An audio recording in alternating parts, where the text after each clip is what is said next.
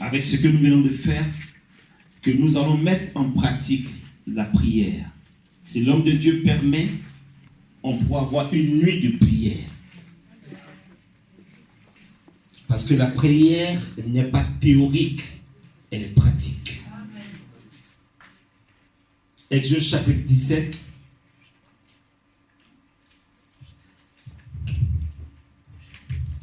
Nous allons lire du verset 8 au verset 14. J'ai lu la parole de Dieu. Amalek vint combattre Israël à Réphidim. Alors Moïse dit à Josué, choisis-nous des hommes, sors et combat Amalek. Demain, je me tiendrai sur le sommet de la colline, la verge de Dieu dans ma main. Josué fit ce que lui avait dit Moïse pour combattre Amalek. Et Moïse, Aaron et Hur montèrent au sommet de la colline. Lorsque Moïse élevait sa main, Israël était le plus fort. Et lorsqu'il baissait sa main, Amalek était le plus fort. Les mains de Moïse étant fatiguées, ils prirent une pierre qu'ils placèrent sous lui et il s'assit dessus. Aaron et Hur soutenaient ses mains, l'un d'un côté et l'autre de l'autre côté. Et ses mains restèrent fermes jusqu'au coucher du soleil. Oui, verset 13 et 14 pour terminer. Et Josué vainquit Amalek et son peuple au tranchant de l'épée. L'Éternel dit à Moïse, écris cela dans le livre pour que le souvenir s'en conserve et déclare à Josué que j'effacerai la mémoire d'Amalek de dessous les cieux. Parole du Seigneur. On s'assoit dans la paix du Seigneur. Alors voici le texte qui nous est donné de lire. Et je veux que simplement on puisse comprendre un peu ce texte-là pour que je puisse commencer à vous donner les préalables qu'il nous faut absolument pour entrer dans la dimension de la prière et expérimenter la puissance dans la prière. Je ne vais pas m'attarder sur le fait que Amalek vient combattre Israël. Pour dire simplement, enfant de Dieu, que notre ennemi, le diable, il rôde continuellement. Et chaque chrétien doit savoir que tu as provoqué le diable, que tu ne l'as pas provoqué, il est prêt pour toi matin, midi et soir. Donc on n'a pas besoin de te dire, mais de demander pardon, il faut prier. Tu n'as pas besoin d'attendre qu'un chien te poursuive la nuit, qu'un bœuf te poursuive pour prier. Le Seigneur nous a dit que notre adversaire, le diable, rôde comme un lion rugissant, cherchant qui dévorer. Donc nous devons veiller et prier. Alors ce qui nous intéresse pour ce soir, c'est la puissance que nous avons à l'intérieur de la prière. Donc le combat était engagé. Moïse parle à Josué et il dit à Josué, va combattre. Et puis il dit, première chose, demain, c'est un temps. Il dit, demain, je me tiendrai sur le sommet de la colline, la verge de Dieu dans ma main. Demain, un temps, je me tiendrai, c'est une position, sur le sommet de la colline. C'est également un endroit bien particulier. Il dit, avec la verge de Dieu dans ma main. 4 dimensions. Ensuite, cela se fait et il va également sur le sommet de la colline. La Bible dit qu'il a levé simplement les mains vers le ciel. On ne sait pas quelle prière il a prononcée. On ne sait pas qu'est-ce qu'il disait. On ne sait pas qu'est-ce qu'il faisait, mais la Bible dit qu'il a levé simplement les mains vers le ciel. Et tant que les mains de Moïse étaient levées vers le ciel, Israël était plus fort. Mais lorsque ses mains s'abaissaient, Amalek était plus fort. Mais un moment donné est arrivé où les mains de Moïse ne pouvaient plus rester tendues vers le ciel parce qu'il était fatigué. En ce moment interviennent Aaron et Hur qui viennent tenir ses mains et utilisent une pierre pour faire asseoir Moïse sur la pierre. Je suis en train de nous dire simplement, quand les mains de Moïse étaient fatiguées, Moïse n'a pas donné d'instruction à qui que ce soit. Mais les hommes autour de lui, voyant Moïse, on dit voici ce qu'il faut faire. Donc dans cette expérience que nous allons utiliser pour entrer dans la dimension de la puissance de la prière, il y a 2 catégories de personnes. Il y a le leader qui a l'onction de Dieu et qui a le choix de Dieu et qui a une pensée de Dieu pour accomplir, mais il y a des hommes autour de lui qui comprennent la pensée de Dieu et qui savent ce qu'il manque au leader, à l'homme de Dieu, et font le nécessaire pour que la chose s'accomplisse. Mais une chose est certaine, ils ont eu la victoire. Amen. Alors, c'est un modèle, un exemple bien précis. C'est tellement précis que Dieu parle. Et c'est là que je vais terminer avant d'entrer dans le verset 14. Hein? L'Éternel dit à Moïse, écris cela dans le livre.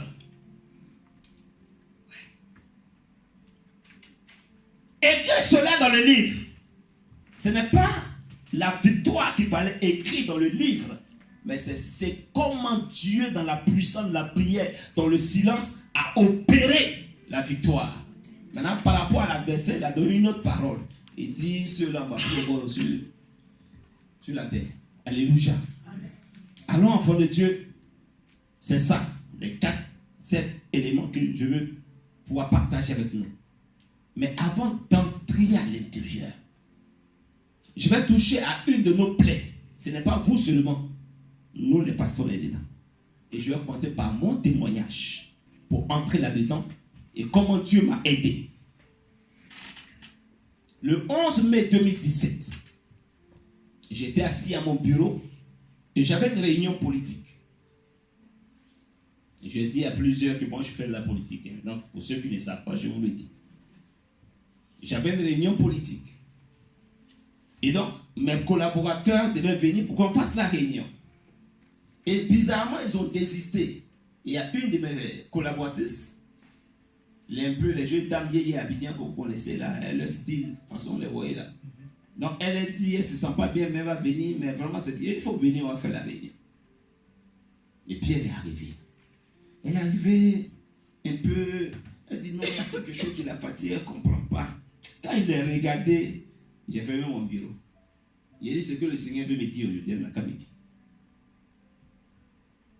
Et j'ai compris que dans son yéyé là, le Seigneur avait mis son esprit sur elle et elle avait une parole pour moi. Donc en réalité, moi j'avais une réunion politique, mais le Seigneur avait une parole à me donner. Écoutez la parole. Ton corps m'appartient. Ton âme m'appartient. Ton âme est sous ma juridiction. Quitte le péché. En plein 11 heures.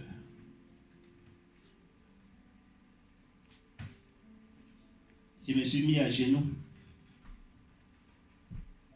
Et puis j'ai commencé à expliquer à la goyée là, les contradictions de ma vie. Parce que pour moi, ce n'est pas la goyée là qui est là. C'est l'Esprit de Dieu en elle là. C'est ça. Amen. Je lui ai expliqué. Parce que quand Dieu, le Seigneur dit quitte le péché, pas petit affaire. Hein? Quand il te dit ton âme est sous ma juridiction. Ah, ça parle.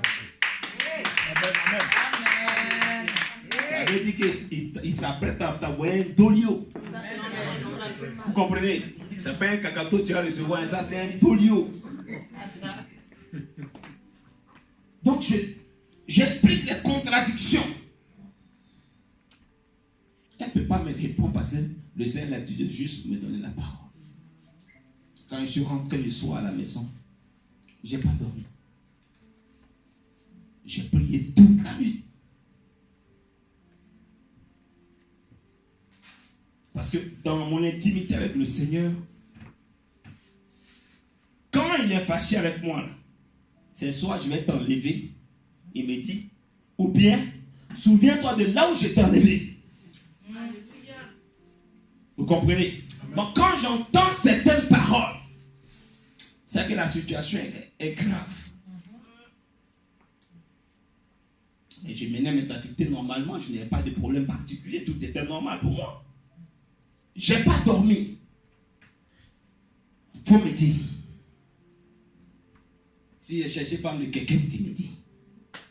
Si j'ai une fille de désordre, tu me dis. En tout cas, j'ai besoin de savoir. J'ai commencé à prier le Seigneur. il ne me répond pas. C'est à 5 heures du matin que le Seigneur me répond.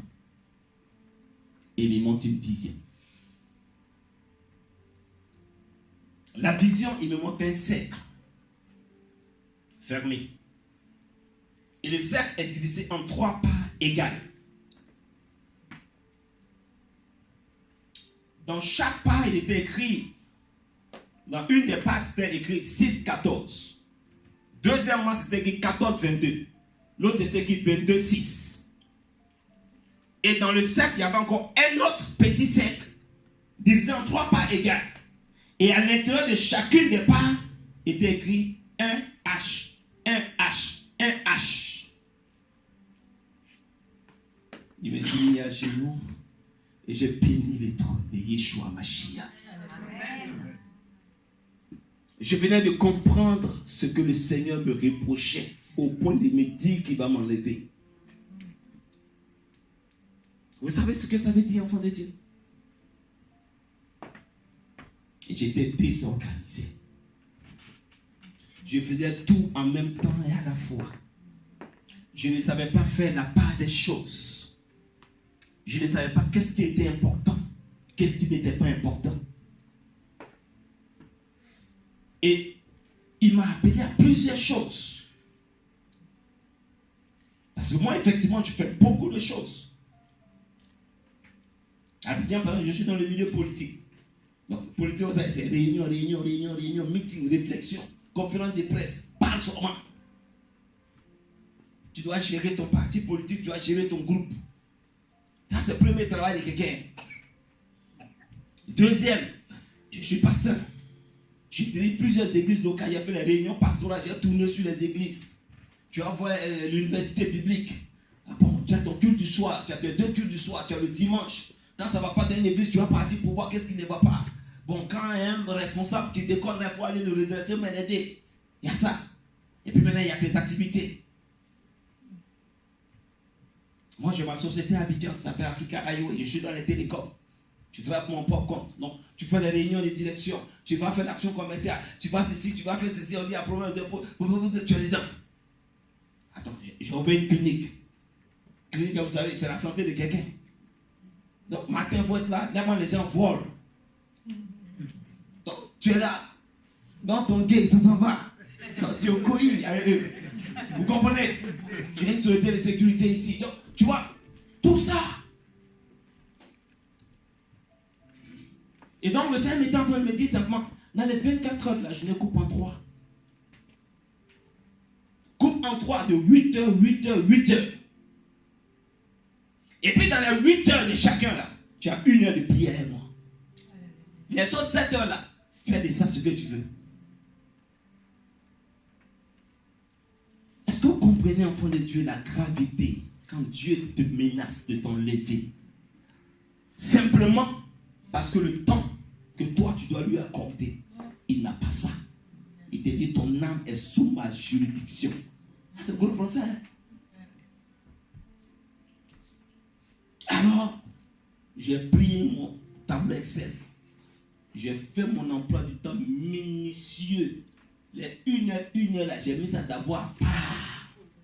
Et puis mes 7 heures qui me restaient là, j'ai organisé ça de manière méthodique, de manière calculée. Jusqu'à heure de repas est prévue.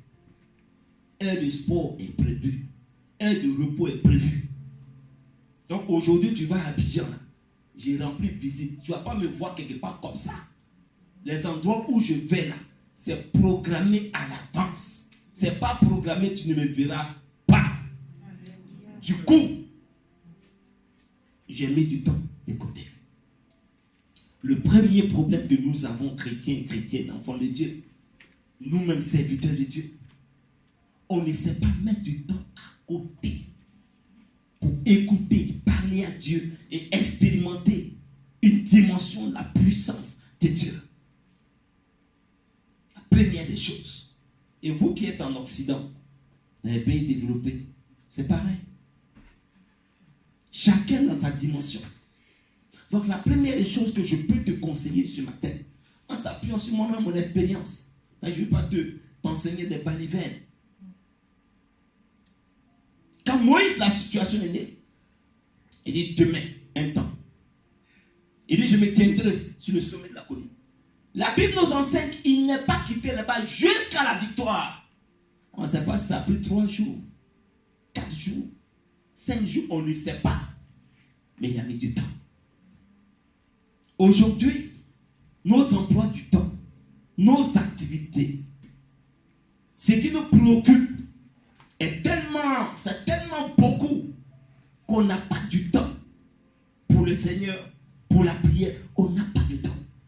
Alors la première des choses à faire, c'est d'abord se réorganiser individuellement. Ton emploi du temps est ton emploi du temps. C'est pas pour ton frère, c'est pas pour ta soeur. Il y a certains qui disent, moi c'est vendredi, j'aime jeûner. Ce n'est pas parce que l'autre fait vendredi. Regarde les réalités de Dieu avec toi. Et mets du temps de côté. Et quand tu mettras du temps de côté, c'est dans le temps de côté que tu mettras que Dieu va commencer à travailler avec toi. Amen. Alléluia. Amen. Alléluia. Est-ce que vous m'avez compris, enfant de Dieu? Amen. Et je vais demander maintenant, poser question, pour voir qui a déjà une organisation personnelle pour le ministère de la prière et pour écouter le Seigneur. 2 mains en l'air, 3 mains, 4 mains, 5 mains, 6 mains. D'accord. Ceux qui n'ont pas les mains en l'air, là, commencez à faire l'emploi du temps. Maintenant, je vais poser les questions à ceux qui ont l'emploi du temps, là, pour que vous puissiez regarder comment l'emploi du temps est fait. Il a commencé par Maman Légré.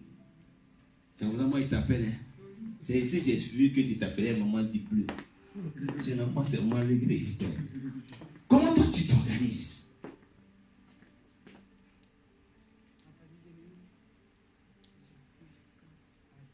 Déjà du matin.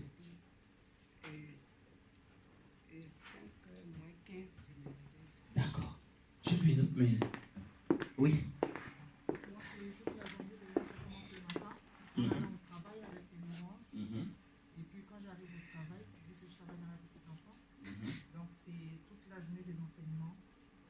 Tu lis les enseignements. Voilà. D'accord. Ok. Une troisième et dernière main. J'avais vu une autre main, oui. Dans la nuit, je me lève, soit ça peut être à 3 ou 4 heures, je prie, et puis par moment, je prends la douche, je lis pendant des heures. Je lis jusqu'à ce que je suis prêt à prier. D'accord. Est-ce que c'est bon nom pour toi? Ah bon? Oui. Moi, c'est de 22h à minuit. Et ce matin, avant le travail, je fais de 6h à 8h, parce qu'après, je me mets à l'école. Et ma journée, c'est plus la lecture, la méditation. D'accord. Super. On va retourner dans les Écritures. Oui, Maman Isa. Maman Aliko, c'est ça? Pas Maman Isa, c'est Maman Aliko. Voilà, non, on ne connaît pas Maman Isa, on connaît Maman Aliko. Ok. C'est de minuit à 2h. Je prends 1 heure pour la méditation, adoration, et puis après. Bon, en fait, moi, je ne dors pas en fait. Même quand je vais dormir, je n'arrive pas. Donc, je prie jusqu'à où l'esprit de me. D'accord. Super. Alors, dans ça, là, il y a 2 dimensions. Ce que je viens de vous expliquer, il y a 2 dimensions.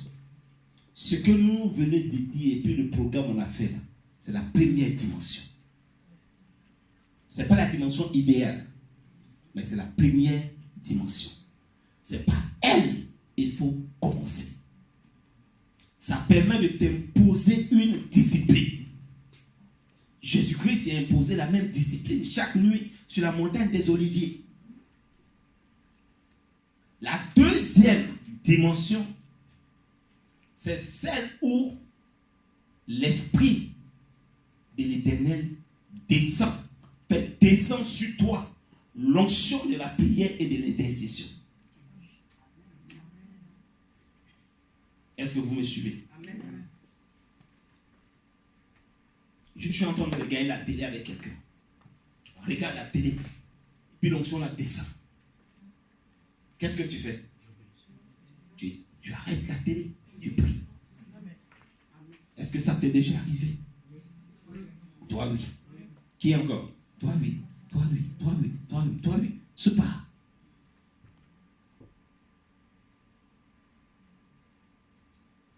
Pourquoi cela arrive-t-il à certains et pas à d'autres? Toutes les prières faites sous l'onction descendue sur toi sont exaucées à l'avance. Amen. C'est ça. On parle de la puissance de la prière.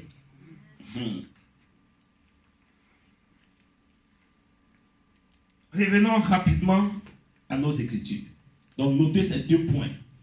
Premier point, nous devons avoir nous-mêmes un programme rigide de prière et d'intercession. Deuxièmement, dans notre prière rigide de prière, dans notre programme rigide de prière et d'intercession, nous devons demander à l'onction de Dieu ou au Saint-Esprit de Dieu lui-même de nous faire des visitations spéciales.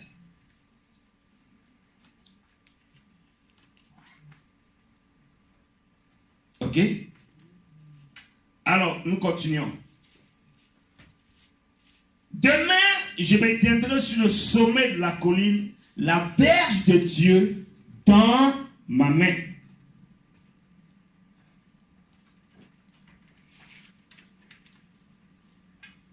Je sais que chacun de nous a un lieu de prière. Mais Moïse dit, la verge de Dieu dans ma main. Je veux qu'ensemble on puisse chercher à comprendre, à savoir quelle est cette verge de Dieu.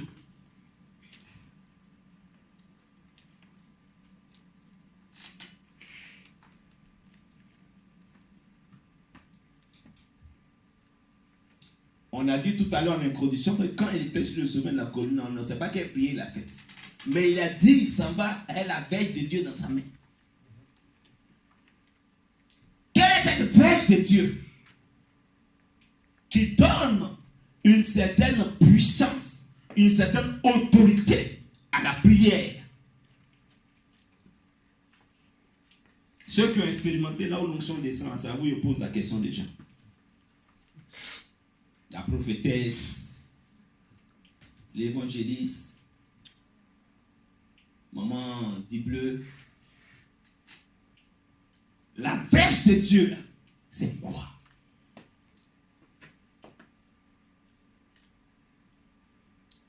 Oui. C'est la Bible. C'est la Bible. Moi je dis la foi. La foi. Le Saint-Esprit. La parole de Dieu. Il y a te demandé laquelle des paroles de Dieu. C'est que la Bible, elle dit laquelle des Bibles. Je ne sais pas si vous voyez une Bible à son temps. Tu as levé la main, non? Non, mais c'est moi qui vais t'interroger.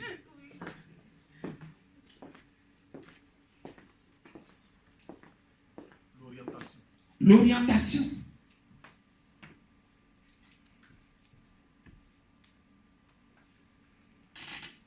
Quand on parle de Moïse, la première fois que vous avez entendu parler de verge à Moïse, c'était quand? À quel moment? Rappelez-vous. C'est au moment de délivrer le peuple de Dieu.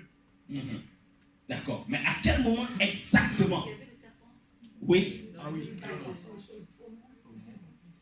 Non, faut pas la bloquer. Non, c'est pas. Faut pas la bloquer. C'est la verge que je lui ai dit. Oui. Vas-y. Changé en serpent, c'est qui a avalé le serpent de Pharaon. D'accord. Maintenant, toi, tu voulais dire? Non, le lieu de la rencontre. J'ai pensé que c'est ça. Ah, d'accord, ok. Le lieu de la rencontre, c'est bon? Oui. C'est là où Dieu a dit à Moïse de jeter son bâton sur le serpent. D'accord. Et toi? C'est la rencontre. La rencontre? Au lieu de la rencontre dans le désert, là, Le lieu de la rencontre dans Face au buisson. au buisson. D'accord. Donc ça veut dire quoi? C'était au début. C'est pas ça? Au début du ministère de Moïse. Le jour de son appel. Quand tu es au début du ministère, qu'est-ce que Dieu te donne? Des instructions, l'orientation, mais quoi généralement? L'onction. Mais l'onction se trouve dans ton... Dans l'alliance. dans l'alliance. Alléluia. Parce qu'il devait démontrer à Moïse qu'il est avec lui. Parce que vous savez que la puissance des ténèbres, là, le ciel, là, c'est en Égypte. Les Blancs peuvent venir chez eux après. Sinon, la franc-maçonnerie, la rose-croix, tous ces trucs-là, c'est en Égypte.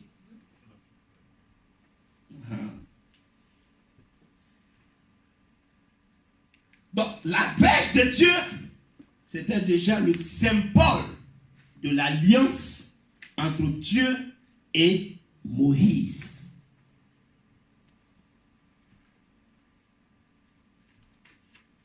Alors, il n'a pas pris autre chose. Il est parti avec son contrat, si on peut appeler ça comme ça, entre le Seigneur et lui, tout simplement.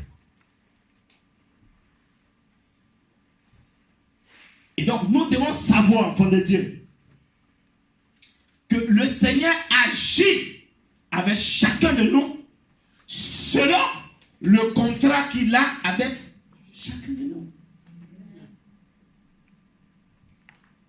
Donc, tu ne peux pas manifester quelque chose qui ne t'a pas donné au préalable. C'est pour ça qu'on fait des prières souvent, et puis on ne comprend pas pourquoi ce n'est pas exaucé. Et Jean 3, verset dit quoi? Un homme ne peut recevoir que ce qui lui a été donné du ciel.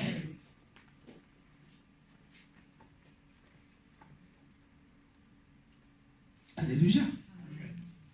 Moïse n'a pas demandé que quelqu'un l'accompagne. Il s'est appuyé sur son alliance. Quand Christ va sur la montagne des Oliviers, il n'a jamais prié avec un des disciples. Jamais. Pourquoi?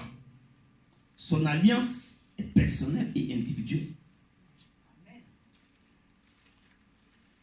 Accompagnez-moi. Mais quand on arrive là, chacun dans son chacun.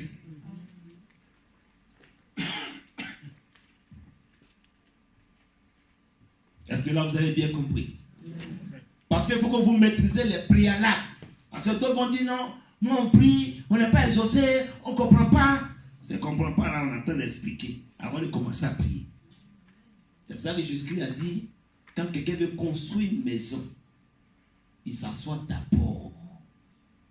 Il calcule avant de s'y mettre.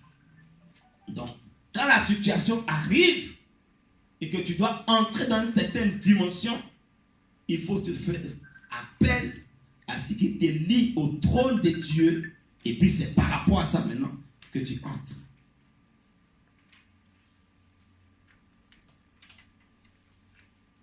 Alors, vous à quelle heure?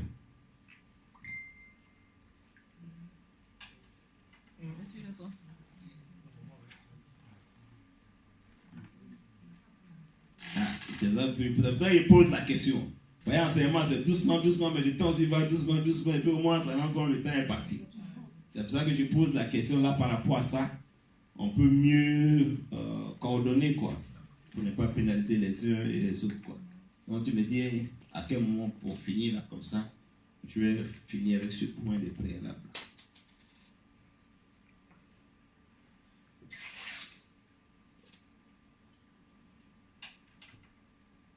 Dis-moi. 45, d'accord? Ok. La verge de Dieu dans sa main. Maintenant, la Bible nous dit que quand il levait les mains, à quel moment le Saint-Esprit lui a dit de lever la main. Comment a-t-il su que c'est les mains qu'il fallait lever? Je nous pose la question pour faciliter la tâche souvent.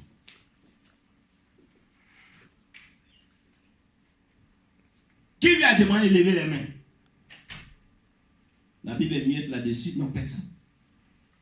Pourquoi a-t-il choisi de lever les mains?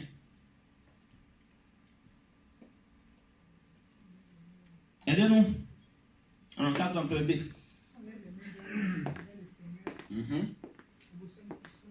On reçoit une puissance là-dedans, la puissance descend plus facilement, quoi. On est plus en connexion quand on lève les mains. D'accord, quand signe d'abandon. Oui, apôtre. Pourquoi tu as choisi de lever les mains? On ne lui a pas demandé, mais lui-même a levé les mains. Il lève les mains parce qu'il sait que celui qui lui donne cette force de combattre se trouve en haut. En haut. Donc c'est pour ça qu'il a levé les mains. Le plus, ouais. Le plus élevé. C'est compris. Hein?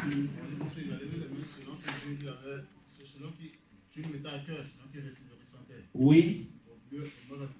Mais pourquoi, selon toi, les mains levées? Oui, vas-y.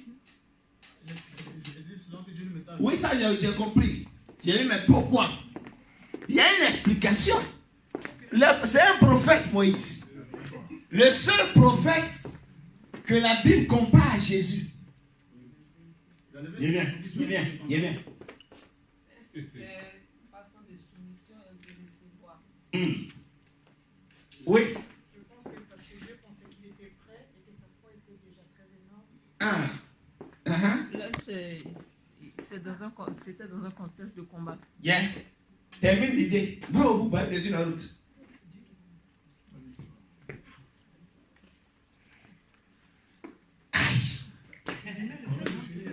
Mais tu es sur la route. Prends la route. C'est Dieu qui comprend le contact. La verge qu'il avait amené tel point de contact par rapport. Non, la verge elle-même déjà là. Et le sommet de la colline là. C'était déjà le point de contact. La verge c'est l'alliance et c'est l'autorité de Dieu dans sa main. Mais pourquoi les mains levées?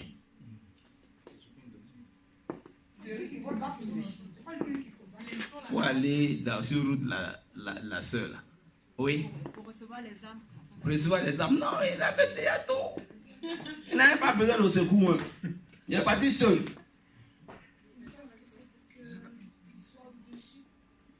Oui, mais. Yes. Pour qu'il quand il combat, il va être au-dessus. Alors, voici maman Aliko. Il s'abandonne à Elle et moi, on est dans un marathon. Elle a gagné le marathon. Qu'est-ce qu'on fait? la victoire. Parce que pendant que lui, il était sur le sommet de la colline, Josué et Amalek étaient en bas, en train de se battre. Donc, en levant la main, c'est la victoire qu'il proclame. Mais la Bible dit que quand sa main baisse, qu'est-ce qui se passe? On le gagne en bas. Si ta main est comme ça, c'est l'autre qui a gagné. Qu'est-ce qu'on appelle ça? C'est une action prophétique. Comprenez? C'est une action prophétique. Il ne prie pas. Il prend la verge de Dieu. C'est un combat. Celui qui gagne, on lève sa main. Donc lui déjà se met à genoux. Il a la verge de Dieu. Puis il dit, Seigneur, avec ton autorité, nous avons déjà la victoire. Il lève les mains. À chaque fois que les mains étaient levées, ils avaient la victoire. Dès qu'il est fatigué, qu'il baisse la main, c'est bon, on est sûr. Donc, dans la puissance de la prière, ce n'est pas la longueur. C'est ce qu'on entend de voir tout de suite. Ce n'est pas la longueur. Il y a juste quelques actions. Voilà. Juste quelques actions. Et puis, l'atmosphère change en ta faveur.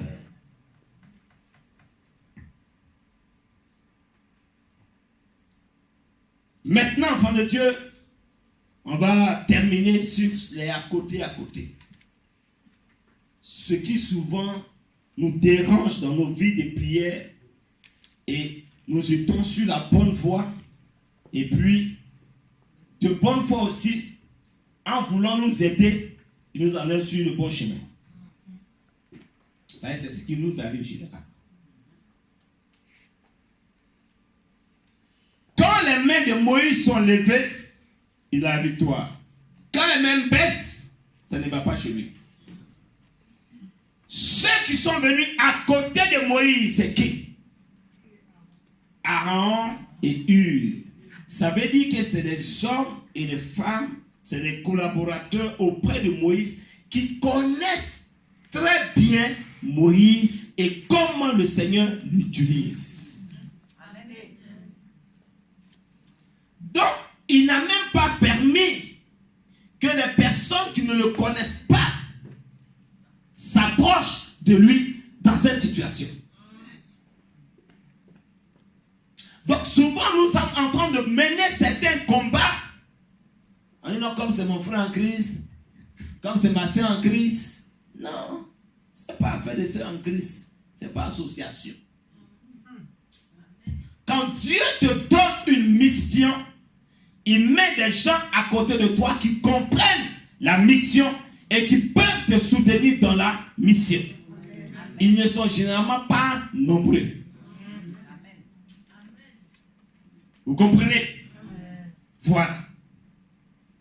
Maintenant, ceux-là, ils ont également l'esprit de Dieu. Parce qu'il arrive en tant que leader, en tant que chef, en tant que premier responsable, que le Seigneur ne te dise pas tout. Moïse n'avait pas prévu quand ses mains allaient fatiguer. Il n'avait pas prévu ça. Mais eux, à côté, avec la solution, ont prévu.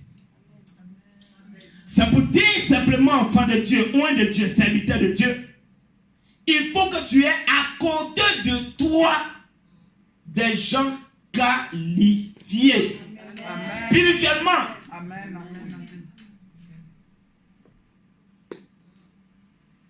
Ce n'est pas le nombre, mais la qualité. Une personne, deux personnes suffisent. Entends la dimension des actions qu'ils ont posées.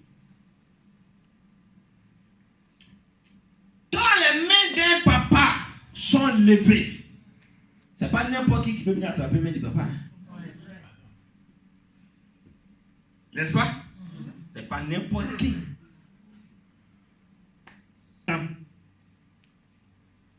La Bible dit qu'ils ont pris une pierre, ils ont fait asseoir Moïse sur une pierre.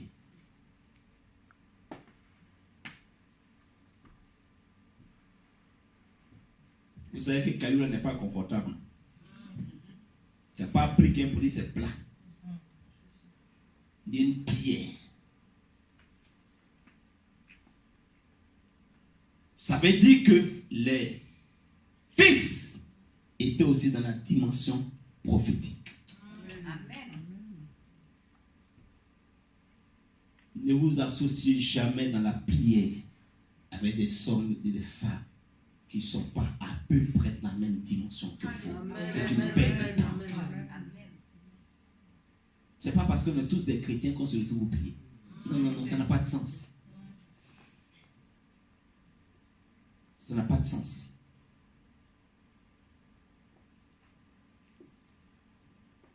Pendant que toi, tu seras dans une certaine dimension, et ils vont être en bas ici.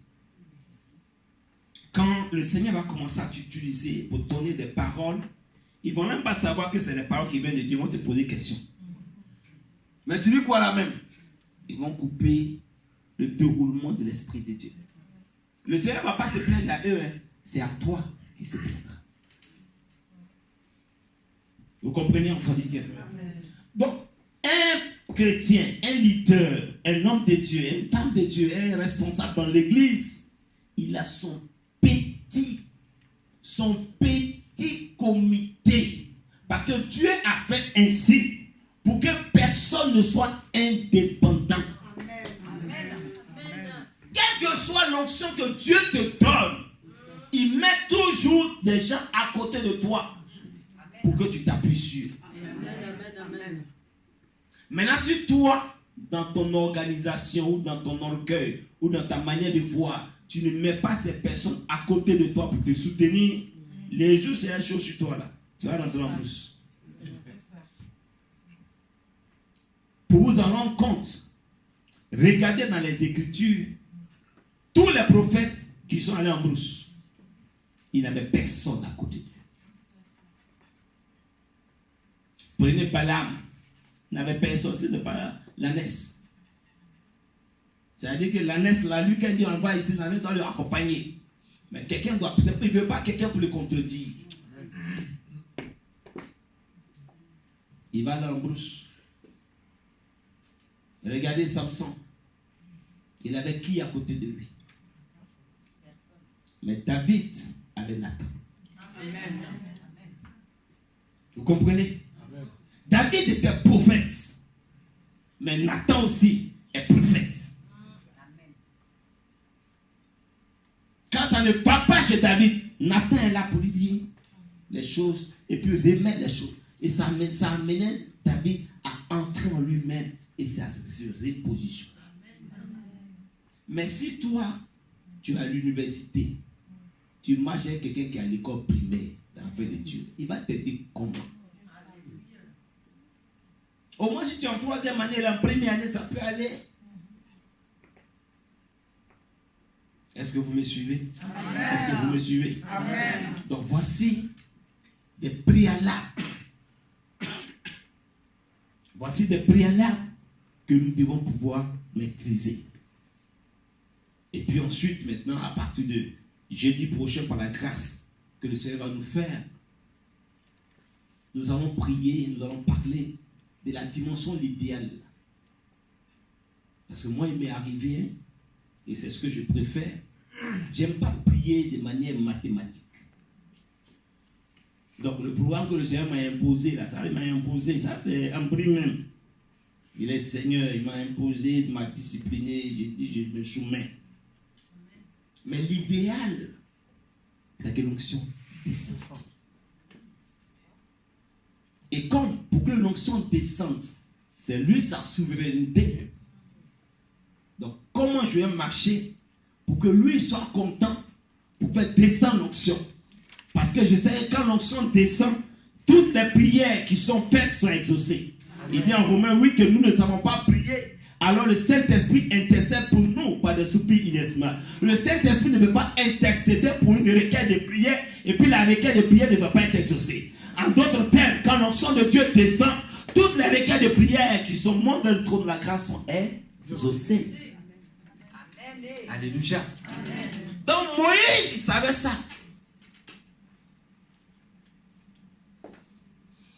La pierre est également un autre symbole de celui qui s'appelle le rocher des siècles. La pierre est l'autre symbole de la pierre qu'ont rejeté ceux qui bâtissaient et qui est devenue la principale de l'homme. La pierre est le symbole de ce Dieu de gloire, que le rocher dans lequel Moïse a été caché au temps favorable. La pierre est ce rocher sur lequel chacun de nous est capable de prendre appui matin, midi et soir. Mais la pierre doit être ce rocher que tu sois capable de toucher. Vous savez, enfant de Dieu, quand je prêche, ou bien quand je prie, et que je ne sens pas que l'ange est en train de me toucher, ou que l'esprit me touche, j'ai prié, et puis au moment donné, mon esprit va à Gaïwa. Après, je me retrouve à Montreuil, et puis bon, souvent, je vais à Paris, et puis je reviens encore. Mais quand tu es en train de prier, et puis tu sens une présence, tu vois, tu sens une présence, tu ne peux pas être distrait. Parce que la présence dit je suis là. Et ça t'encourage dans la prière. Et pendant que tu es en train de prier, tu vois que les choses bougent. Et que la parole devient fluide et authentique en toi. Et tu donnes gloire à celui qui a signé les élevés. C'est de ça qu'il s'agit. Quand David dit, même quand je marche dans la vallée de l'ombre de la mort, je ne crains aucun mal. Car ta houlette et ton bâton me rassurent. C'est parce que l'homme, on est en chair. On ne peut pas se blaguer. On est des hommes de Dieu, c'est vrai, mais on est en chair. Il arrive un moment et c'est normal que le doute nous habite. Il arrive un moment où on se dit, la prière est faite là, est-ce que Dieu est là même? Mais quand tu vois une vision du Seigneur, tu dis, yes, il est là. Quand tu entends une voix de Dieu, tu dis, oui, il est réellement là. Quand tu touches Dieu, tu dis, non, il est là. Et ça te touche, ça te motive, ça te galvanise, parce qu'il te rassure. Alléluia. Donc pendant que tu es en train de prier, si tu vois des manifestations de l'Esprit de Dieu, tu es tout de suite rassuré. Mais quand tu as prié de minuit à 6 heures, tu n'as entendu aucune prière, tu n'as vu aucune vision, tu n'as reçu aucune parole de connaissance. Mon ami, quand ma tête te réveille, tu dis, j'ai parlé, je ne sais pas si j'ai prié, mais j'ai parlé. Vous comprenez? C'est totalement différent. Alléluia. Et c'est en ce moment que nous disons que nous qui sommes chrétiens évangéliques, vous savez qu'on n'a pas de livre de prière, on n'a pas de récitation, on ne fait pas de chapelet. Vous comprenez? Voilà. Les sommes qu'on donne aux uns aux autres pour lire, ça c'est les nouveaux chrétiens, ils viennent de commencer. Mais pour nous qui connaissons ce qu'on appelle le trône de la grâce et la personne du Saint-Esprit, nous savons qu'il n'y a pas de prière mathématique. Il n'y a pas de prière prédéterminée ou préfixée. Nous savons que le trône de Dieu descend à chaque moment les paroles qu'il faut donner pour avoir l'exaucement. C'est ce qui nous diffère de nos frères catholiques. C'est ce qui nous diffère. Le Notre Père qui est aux cieux, combien de fois on récite ça dans les églises évangéliques? Non, c'est juste une image. Pour dire que l'idéal, c'est de donner la place à la plénitude de Dieu qui habite en nous. Que celui-là utilise notre corps, notre esprit, notre âme pour parler à lui-même. Parce que nous sommes tous des adorateurs. Mais on n'est pas adorateur avec notre sagesse, notre intelligence, mais on est adorateur par l'Esprit du Père qui est en nous. Donc quand nous formons un royaume de sacrificateurs, c'est parce qu'en chacun de nous se trouve le dépôt et l'onction de Dieu. Et Dieu veut voir cette onction-là se manifester et rejoindre la grande onction que lui est. Voici comment ça opère. Donc quand je prie avec une autre personne qui a l'onction de Dieu en elle, que moi j'ai l'onction de Dieu en moi, vous voyez que la prière, ça va vite. Ça couvre. Quand vous êtes dans l'endroit, c'est rempli tout de suite. L'esprit inonde l'endroit. Mais quand tu pries à quelqu'un qui n'est pas là-bas, tu vois comment tu souffres. Malachie chapitre 3. Et c'est là qu'on va terminer pour aujourd'hui. Je n'ai pas le verset en tête, mais je lis le verset et vous allez le trouver. Pour que vous compreniez une autre dimension de la puissance de la prière. La Bible dit ceci, que ceux qui ne connaissent pas Dieu prospèrent. Ils ne connaissent pas Dieu et prospèrent. Alors, la Bible dit, alors, ceux qui craignaient l'Éternel se parlaient l'un à l'autre. Vous comprenez? La Bible dit, alors, ceux qui craignaient l'Éternel se parlaient l'un à l'autre. Tout simplement. Il n'y a pas dit verset 14. Vous avez lu ça à la maison parce que le temps est contre nous. La Bible dit qu'ils se sont parlé. Et je n'étais pas là-bas, mais j'imagine. Ils n'ont fait que parler du fait que les païens prospèrent. Et puis eux, les enfants de la promesse, ne prospèrent pas. Ils n'ont rien dit à Dieu. Ils n'ont pas posé de questions, ils n'ont pas prié. Ils n'ont pas fait jeûne, ils n'ont rien fait. La Bible dit, alors, le livre de souvenirs du Seigneur fut ouvert. Ça veut dire quoi, enfant de Dieu? Quand l'onction ou l'Esprit de Dieu est en toi, et que tu parles à quelqu'un d'autre, qui a l'Esprit de Dieu en lui, le ciel s'ouvre automatiquement. Vous comprenez? Ils n'ont pas prié, mais ils ont présenté sans parlant. Mais Dieu étant en chacun de nous, Dieu écoute et il apporte l'exaucement. Il dit, vous verrez à nouveau la différence. Ils ne lui ont rien demandé. Mais en parlant simplement, c'est pour Dieu a compris qu'ils sont les enfants de la promesse. Et les enfants païens prospèrent plus que les enfants de la promesse. C'est comme s'il y avait une injustice. Au moment où il était en train de parler, Dieu dit, vous verrez à nouveau la différence entre ceux qui me craignent et ceux qui ne me craignent pas. Entre ceux qui me servent et ceux qui ne me servent pas. C'est pour cela qu'enfant de Dieu, dans la dimension de la puissance de la prière, il y a des préalables. Il faut aimer parler des situations difficiles et compliquées avec ceux qui ont l'esprit de Dieu. Parce qu'il peut parler et résoudre la situation à n'importe quel moment. Mais la situation est chaotique. Tu parles à un païen. Ou bien tu parles à... il y a d'autres aussi, ils ne sont pas païens, mais ils sont neutres. C'est-à-dire, il n'est pas à gauche, il n'est pas à droite, il ne va pas à l'église. Tout ça, nous, on appelle ça païen. Tu vois? Tout ça, pour nous, c'est des païens. Mais si tu parles à quelqu'un qui a l'esprit de Dieu, il ne va pas vouloir te donner des conseils par la sagesse et l'intelligence en lui. Mais c'est l'esprit de Dieu en lui. C'est cet esprit-là que toi, tu es en train de parler. Vous comprenez? C'est ce passage-là que nos frères d'à côté ont utilisé pour aller faire les confessions. Là. Vous comprenez ce que je veux dire? Non. Je n'ai pas dit non de quelqu'un.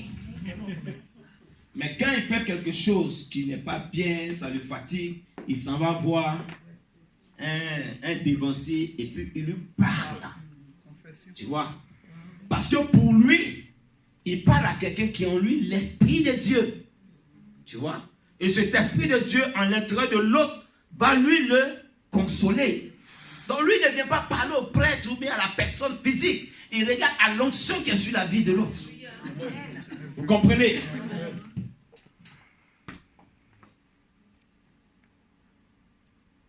Vous comprenez? Alors, s'ils ont fait, c'est parce que c'est pas mauvais. Vous comprenez? Toi-même, tu es pasteur. Tu es un frère en Christ. Tu es tombé dans le désordre.